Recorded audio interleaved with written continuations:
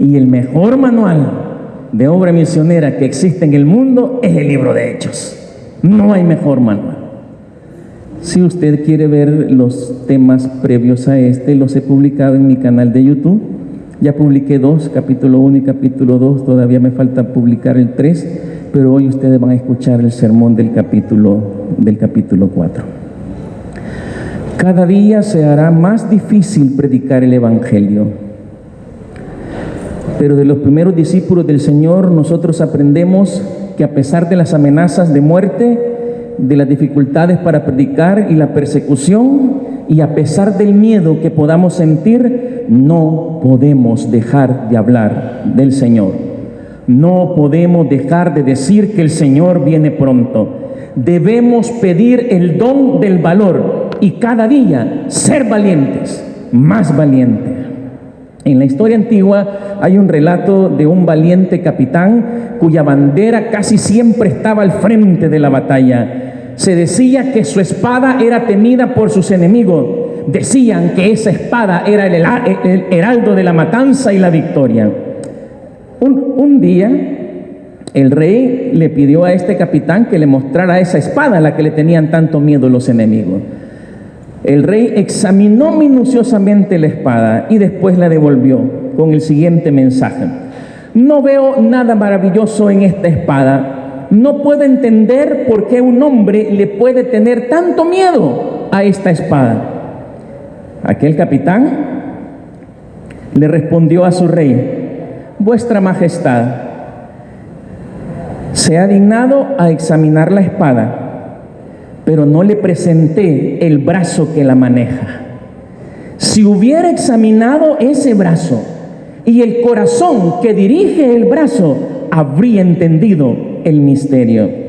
La Real Academia de la Lengua Española define el valor como la cualidad de ánimo que mueve a acometer resueltamente grandes empresas y arrostrar peligros.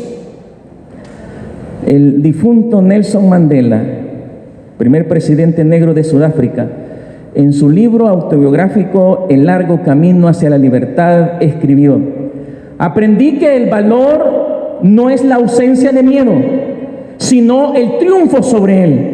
Un hombre valiente no es aquel que no siente miedo, sino el que se sobrepone a él. En el capítulo 4 del libro de Hechos, queridos hermanos, se nos narra otro episodio emocionante de la vida de los primeros cristianos. Un episodio que nos muestra el valor que nosotros debemos tener. El contexto de Hechos 4 está en Hechos capítulo 3. Ese hermoso pasaje cuando Pedro y Juan llegaron al templo y ahí un paralítico les pidió una limosna. Y entonces Pedro le dijo, ¿se acuerdan ustedes cómo Pedro le dijo al cojo? No tengo plata ni oro, pero lo que tengo te doy. En el nombre de Jesús de Nazaret, levántate. ¡Qué tremendo, hermano! En aquel momento Pedro extendió su brazo para ayudar la débil fe del cojo. Lo tomó y lo levantó. Y dice la Biblia que cuando Pedro y Juan entraron al templo, aquel cojo los seguía y andaba brincando, saltando, alabando al Señor, y todos quedaron maravillados. Lucas, en el versículo 11 del capítulo 3 de Hechos, relata que mientras seguía aferrado a Pedro y a Juan, toda la gente que no salía de su asombro corrió hacia ellos al lugar conocido como el Pórtico de Salomón. Que no salía de su asombro. Realmente dice en griego se usa una palabra, la palabra loco. O sea, la gente cuando vieron la sanidad de aquel hombre cojo, que tenía más de nacimiento y tenía más de 40 años, cuando ven el milagro, se quedan atónitos, asombrados, se quedaron locos, fuera de sí. Y en ese momento Pedro aprovechó para presentarles el Evangelio de Cristo Jesús. Ese es el contexto del capítulo 4 de Hechos. Miren, ese milagro es la primera descripción o la descripción del primer milagro que hicieron los discípulos después del Pentecostés, después de que Jesús ha ascendido y reciben ellos el Espíritu Santo. Es la primera, quizás no fue el primer milagro, pero sí la primera descripción que hace Lucas. La noticia de la curación de aquel cojo, hermano, se regó por toda la ciudad, no solo de la curación, sino del sermón que Pedro estaba predicando. Fue tan rápida la noticia que llegó a oídos del Sanedrín. Y el Sanedrín pudo haber pensado quizás en algún momento que cuando mataron a Jesús, allí habían acabado con la secta de los cristianos. Pero ahora se encuentran con dos de los principales dirigentes, con Pedro y Juan, que no solo estaban haciendo los mismos milagros que Jesús había hecho, sino que también estaban predicando al resucitado. Rápidamente tomaron unos guardias y se fueron al templo. Recuerden que la curación fue después de las 3 de la tarde. Ya estaba tarde. Leamos ahora los versos del 1 al 3 del capítulo 4 del libro de Hechos. Recuerden, estamos en el capítulo 4, versos del 1 al 3. Mientras Pedro y Juan le hablaban a la gente, se les presentaron los sacerdotes, el capitán de la guardia del templo y los saduceos. Estaban muy disgustados porque los apóstoles enseñaban a la gente y proclamaban la resurrección que se había hecho evidente en el caso de Jesús. Hagamos una pausa. Menciona a los saduceos. Los saduceos eran un partido político, digámoslo así, ¿verdad? Un grupo, una secta de entre los judíos, que tenían pues un pequeño problemita. Se diferenciaban con los demás grupos judíos porque ellos no creían en la resurrección de los muertos. Y en ese momento el Sanedrín, la mayor parte era la bancada de los saduceos. Ellos tenían mayoría. Y dice claramente que el Sanedrín, debido a la bancada de los saduceos, ellos estaban enojados porque predicaban la resurrección de Cristo, en contra de lo que ellos creían. Verso 3, prendieron a Pedro y a Juan, y como ya anochecía, los metieron en la cárcel hasta el día siguiente. A los judíos se les estaba prohibido dictar sentencia en un juicio nocturno. O sea que los madrugones los tenían prohibido. Y como el día terminaba a las 6 de la tarde, pues ya era demasiado tarde para estar juzgando a Pedro y a Juan. Así que los mandaron a la cárcel. Los discípulos habían continuado sin parar su obra después del Pentecostés. Habían seguido predicando el evangelio de Jesús. Dice el verso 4 que debido a ese trabajo, para ese momento eran cerca de 5,000 los que ya pertenecían a la iglesia. Hermano, no estamos hablando en un año, estamos hablando en semanas. De 120 habían llegado a 5,000, y aclaran algunas versiones, varones. Solo contabilizaban los varones. Así que podemos decir nosotros que fácilmente de 120 habían llegado a unos 10,000 miembros. Si ustedes se fijan y hacen las cuentas aquí, la mayoría de los presentes son damas. Si hacemos una estadística así como dicen a ojo de buen cubero, nosotros estaríamos como un 60% de damas contra un 40% de varones. Nunca ha sido la diferencia eso. Siempre las damas han tenido ese corazón más abierto al Señor Jesús, los hombres como que más orgullosos, ¿verdad? Así que póngale usted que eran como 10,000 miembros. Miren, para poner esto en perspectiva, ¿qué tan impresionante es eso? Según la Enciclopedia Adventista, usted la puede buscar ahí en línea, el mensaje adventista aquí a El Salvador llegó en 1915, en octubre de 1915. El pastor John Brown, junto con su familia, aterrizó aquí en tierras cucatlecas en 1915, primer adventista en llegar a El Salvador. Es increíble. Desde ese año, desde 1915, para llegar a tener una feligresía de 4,819 miembros, oiga el número, 4,819 miembros, nos tardamos 51 años.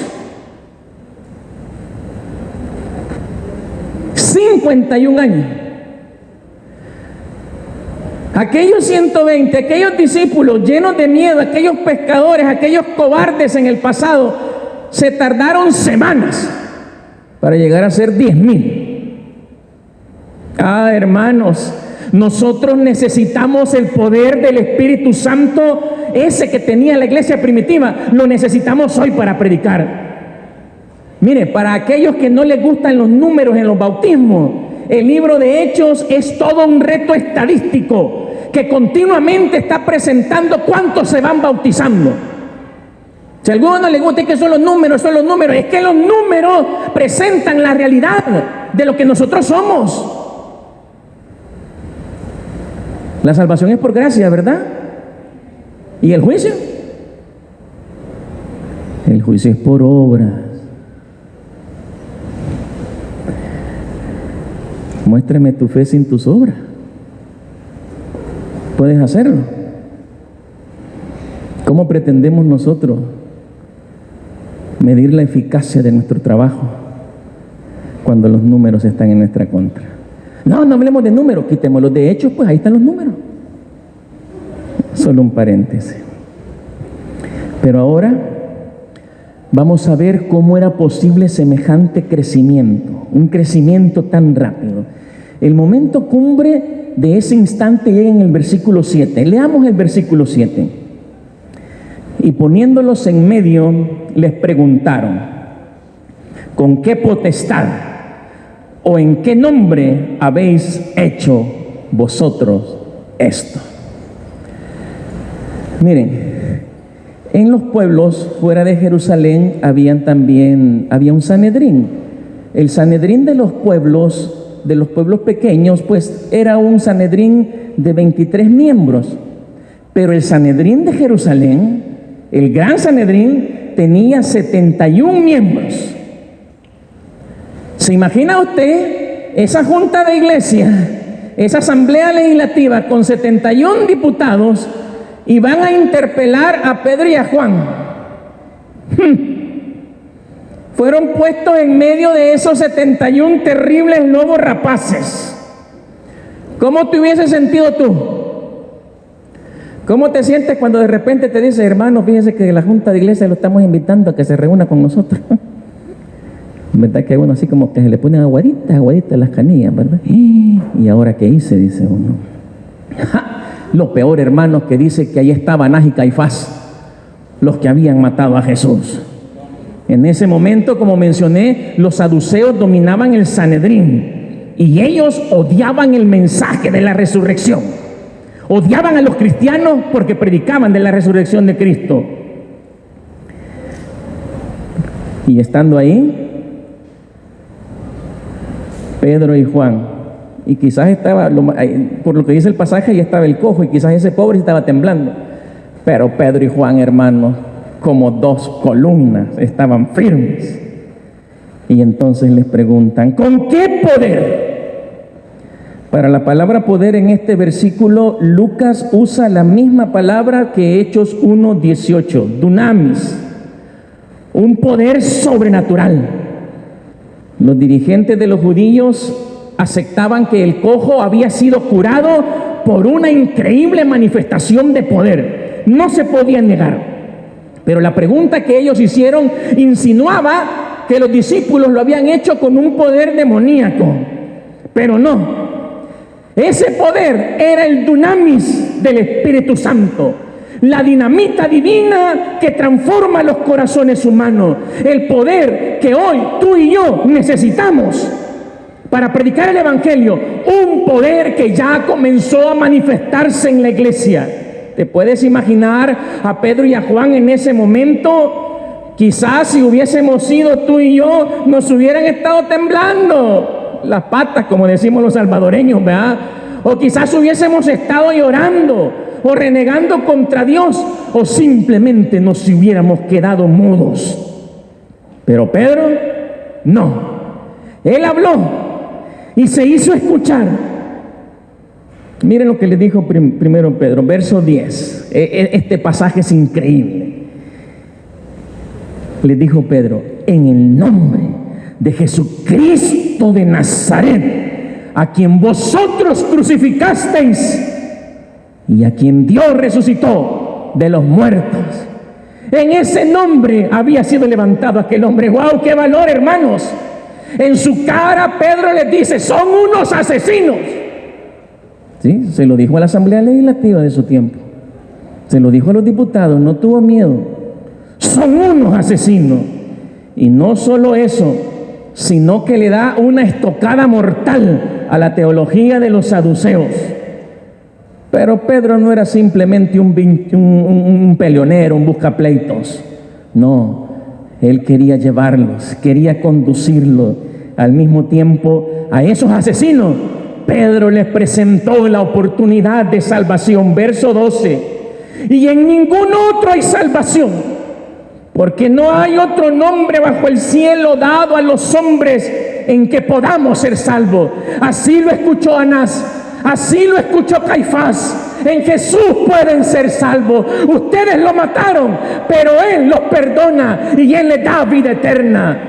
Ese valor es el que hoy necesitamos. Necesitamos ese poder aquí en la Iglesia Central, en tu vida y en mi vida.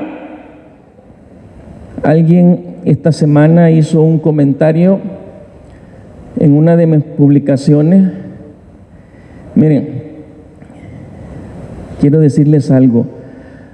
Aquellos hermanos, aquellos jóvenes que publican por Messenger, por WhatsApp, por YouTube, por Facebook, usted no se preocupe porque solo tiene 50, 60 seguidores, 15 seguidores. Usted preocúpese por predicar, hermano. Porque si usted tiene 50 seguidores en Facebook y el otro tiene 50 y el otro tiene 50, le aseguro que entre todos llegaríamos a tener más que cualquier youtuber que hay en el mundo. Usted preocúpese de predicar. Y si la gente le va a criticar siempre, eso así es. Y el peor miedo que nosotros tenemos al predicar el evangelio es el miedo al rechazo.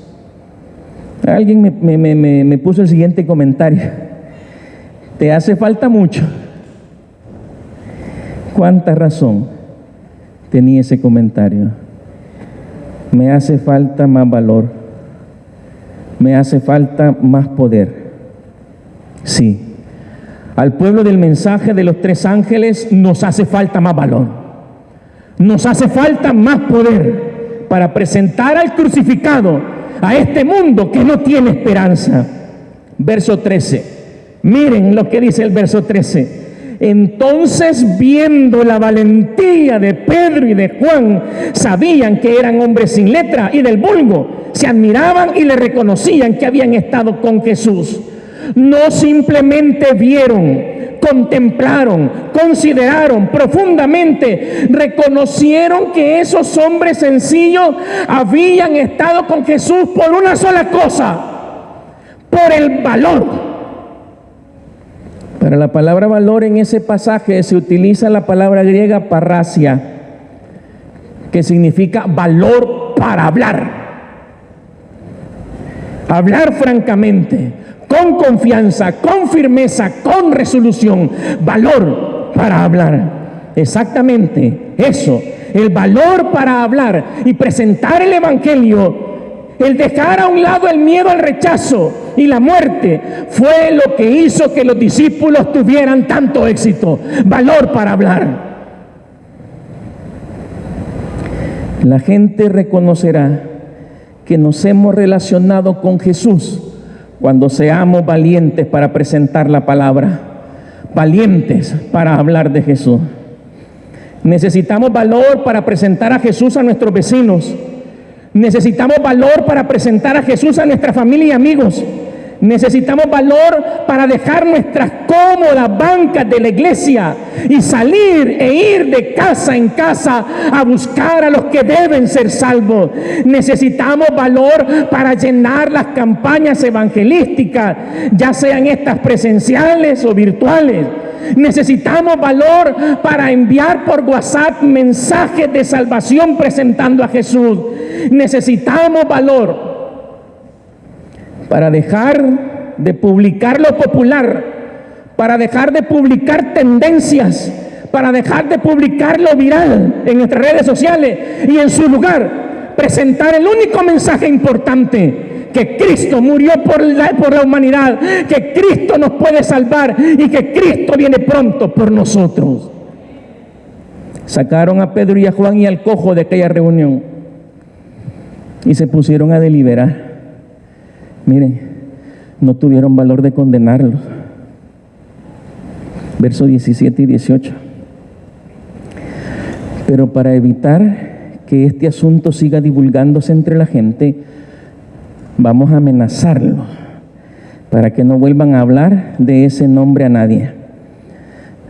Lo llamaron y le ordenaron terminantemente que dejaran de hablar y enseñar acerca del nombre de Jesús. Hoy, en este momento, no tenemos amenazas directas como esas. Y disculpen, pero aún así, cobardemente nos quedamos en las bancas y en nuestras casas sin presentar a Cristo Jesús. Pedro y Juan no se callaron. Increíble. Versos 19 y 20. Miren, esta es la Biblia al día. Esta versión dice así en esos versículos: díganos, ¿preferirá Dios que los obedezcamos a ustedes antes que a Él? No podemos dejar de hablar de las maravillas que vimos realizar y que escuchamos junto a Jesús. No debemos dejar de testificar por ninguna amenaza. ¿Oyeron, hermanos? No debemos dejar de testificar por ninguna amenaza, ni por las maras, ni por el COVID, ni por nuestros gobernantes, ni por nuestra familia, aún ni por nuestro propio miedo. Tenemos que seguir predicando, tenemos que levantarnos. Si tienes temor de testificar, está bien que lo sientas. Es natural tener miedo, agarrar una Biblia, pararse al frente a predicar en una iglesia, en una pequeña congregación. Sí se tiene miedo. Agarrar la fe de Jesús e ir de casa en casa. Entrar a esos paullas y venden droga y es peligroso y no vayamos, hermano. Es natural tener miedo.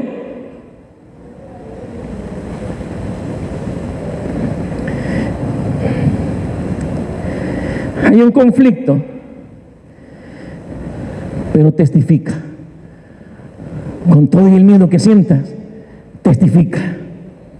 En su obra El Quijote de la Mancha, Miguel de Cervantes escribió: el miedo que tienes, dijo Don Quijote, te hace, Sancho, que ni veas ni oyas a derechas, porque uno de los efectos del miedo es turbar los sentidos y hacer que las cosas no parezcan lo que son. Y si que tanto temes, retírate a una parte y déjame solo. Exactamente, hermano. Es el miedo lo que nos impide cumplir con ese gran mandamiento, con la gran comisión, lo que nos impide escuchar el mandato de Jesús y ver al poderoso Espíritu Santo a nuestro lado, es el miedo. La más importante misión que Dios ha dado a ningún hombre o algún hombre es la predicación del Evangelio. Por lo tanto, dejemos a un lado el miedo y vayamos a compartirlo. El miedo nos hace creer que guardar el sábado basta, con eso es suficiente. Venimos a la iglesia el sábado y hicimos nuestra parte. El miedo nos hace creer que dando nuestros diezmos y ofrendas es suficiente, que para eso le pagan al pastor con mi diezmo, que debemos ser prudentes y no arriesgarnos. Hay otros lo harán. El miedo nos hace creer que Jesús se alegra solamente con nuestro servicio aquí en el templo. No es necesario ir a servir a los perdidos. El miedo nos hace creer que los de la obra misionera son unos agotadores que no tienen nada que hacer y por eso pasan sacando a la gente y a todo el mundo para que vaya a predicar. Como ellos tienen tiempo de sobra y yo no tengo tiempo, eso nos hace pensar el miedo. Y entonces el miedo nos deja mudos, nos paraliza y nos termina matando. Ya lo afirmó Miguel Delibes en su obra La Partida. ¿Por qué si uno sabe nadar, flota sin moverse? Y si no sabe, se hunde. ¿No se ha preguntado eso usted? Cuando uno sabe nadar, hermanos, ni se mueve y flota. Pero cuando uno no sabe, por más que chapaleye como el sapo, ¿verdad? Va para adentro. ¿Sabe por qué? Porque el miedo pesa. La respuesta es que el miedo pesa. El miedo opaca y sepulta nuestras capacidades y habilidades, impidiéndonos alcanzar la superficie. Hoy es momento de soltar el peso, de dejar a un lado el miedo y salir a flote. No olvidemos, no podemos dejar de hablar. Al final soltaron a Pedro y a Juan, si no los podían condenar. El Sanedrín no se atrevía, el cojo allí estaba, todo el mundo lo conocía, no podían decir que era mentira, no podían negarlo y lo soltaron. Ahora, la segunda parte del relato es más impresionante todavía. Miren, ¿qué hicieron Pedro y Juan cuando lo soltaron? Miren, estos salieron corriendo, se fueron a buscar su pequeña congregación, o quizás su iglesia, no sé. La Biblia dice que en esos días, todos los días se reunían los hermanos, así que Pedro y Juan se fueron y buscaron un culto, hermanos, de su PC o de su iglesia, no sé en qué lugar. Y ahí se pusieron a contarles todo lo que había pasado. Y ya me imagino yo a Pedro predicándole a la PC de jóvenes, ¿verdad? Y contándole. Y van a creer ustedes, brothercito, que el Anás y el Caifás nos amenazaron de que ya no habláramos de Jesús. Esos están locos. Y quizás se pusieron a reír. Pero en un momento se pusieron serios. Sabían que la persecución apenas estaba comenzando y se pusieron a orar.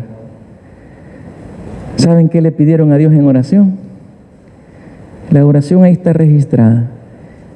Pero miren lo que ellos pidieron. Verso 29. ¿Qué es lo que pidieron?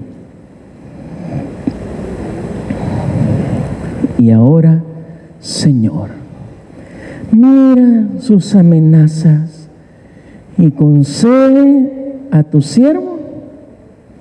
¿Qué es lo que pidieron? Más valor. O sea, usted ve a Pedro y a Juan allá con valor enfrentando al Sanedrín. Ustedes lo mataron, necesitan a Cristo, Cristo los puede salvar, tenían valor. Pero era una oración que pide más valor. Concede a tu siervo que con toda valentía. ¿Para qué querían el valor? ¿Para qué? Para predicar, para presentar la palabra. Pidieron más valor. Hermano, si no somos valientes, pidamos valor en oración.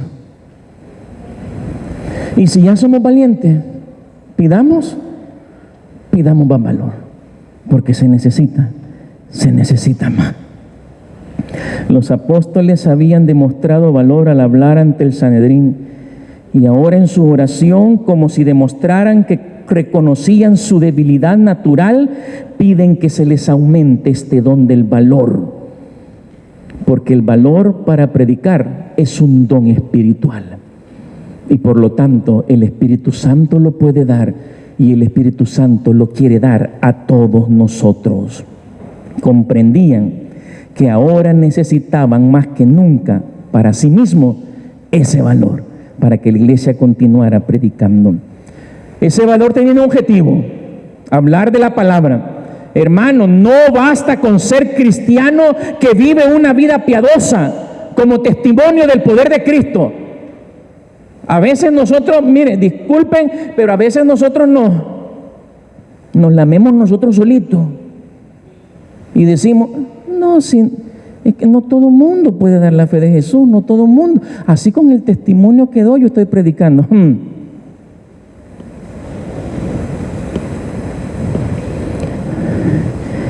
el Antiguo Testamento hay una frase bien fea: perro mudo.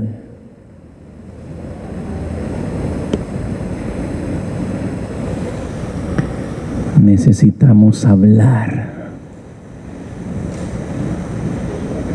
Necesitamos decirle al compañero de trabajo, Jesús te ama. Necesitamos decirle al vecino, Jesús viene pronto. Necesitamos decirle a ese matrimonio que conocemos que se está destruyendo, decirle con nuestra boca, el Señor tiene un plan para tu matrimonio. todos necesitamos hablar. Miren, este pasaje termina, o esta historia termina en el versículo 31. Yo cuando leí ese versículo, hermano, a mí se me puso así la carne de gallina. ¿Qué pasó después de haber orado? ¿Qué pasó? Tembló el lugar en que estaban reunidos. No fue un terremoto natural, fue la presencia de Dios. Es que le habían pedido a su padre valor, y en ese momento su padre escuchó la oración, se sintió orgulloso de sus hijos, y su presencia descendió en aquel lugar y caminó entre ellos. No podía quedarse en el cielo, y su presencia hizo temblar el lugar. ¿Y qué pasó con todo? ¿Solo Pedro y Juan? Todos fueron llenos del Espíritu Santo. ¿Y cuál fue el resultado? ¿Ah? Mire, hermano, el resultado de un cristiano lleno del Espíritu Santo es que predica la palabra. O sea, usted que no predica la palabra, que no da estudios bíblicos, que no le habla a nadie, disculpe que se lo diga así, ya sea que esté escuchando por internet o aquí, usted perdió el Espíritu Santo. Sí, porque todos lo recibimos cuando nos bautizamos. ¿O no es así, hermano? Esa es la promesa. Estudie usted Hechos capítulo 2, cuando Pedro les dijo: arrepentíos y bautícese cada uno de vosotros y recibiréis, después de perdón de pecado, que iban a recibir el don del Espíritu Santo. Y les dice claramente: y esta promesa no es solo para ustedes, es para los de lejos, para todos los que creen, para los de la iglesia central. Así dice la palabra. Pero nos descuidamos y perdemos el Espíritu Santo. Por eso dejamos de hablar, por eso dejamos de predicar, por eso nos quedamos sentados, por eso nos quedamos en la casa. Pidamos valor, pidamos el Espíritu Santo. Ha llegado esa hora. No sé si tú entiendes que el Señor viene. No sé si tú estás comprendiendo que el Señor no nos está hablando, nos está gritando. Con terremotos, con huracanes, con pestes. Mientras el mundo lo ve como tragedia, escuchemos la voz de nuestro amado Padre que nos dice: voy por ustedes. Estoy cerca. Despierta, querida iglesia.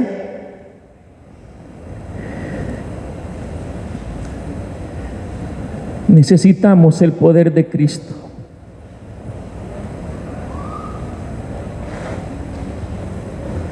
La doctrina de la salvación debe ser proclamada, debe ser presentada directamente en las casas por medio de estudios bíblicos, en el templo, en los lugares públicos por medio de campaña, en las redes sociales mediante mensajes contundentes. No podemos dejar de hablar. Hay que ser valientes, más valientes.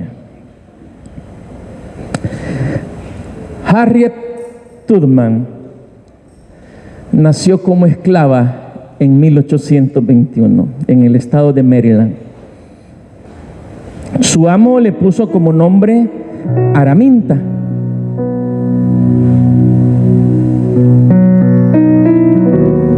Así que de pequeñita utilizaban el diminutivo Minty.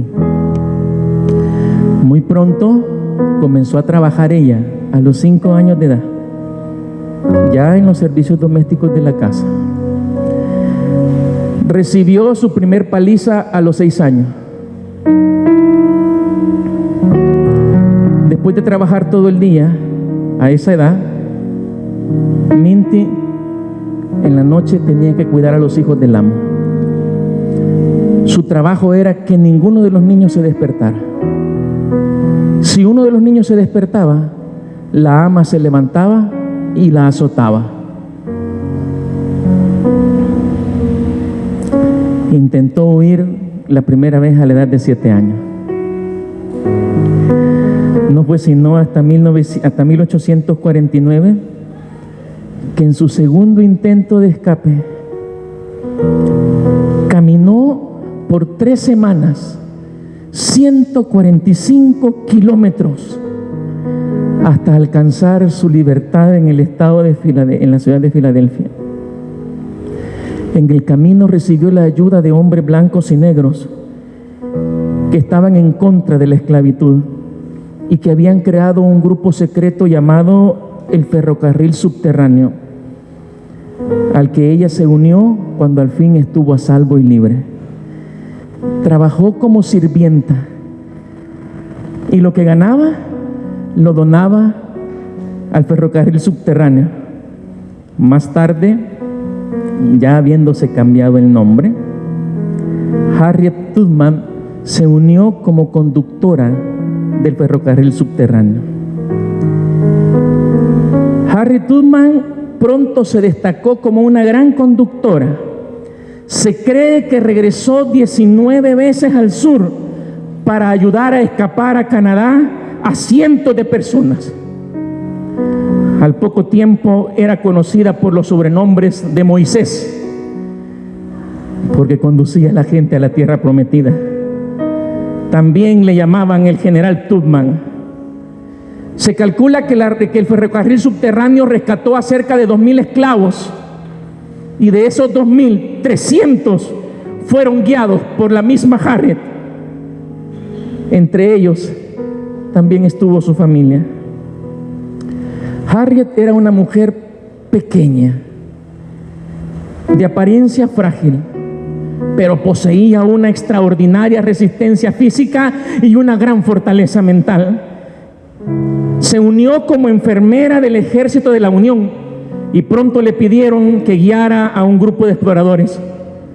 El último año de la Guerra Civil de Estados Unidos, Harriet se convirtió en la primera mujer en dirigir un asalto armado que culminó con la liberación de 700 esclavos.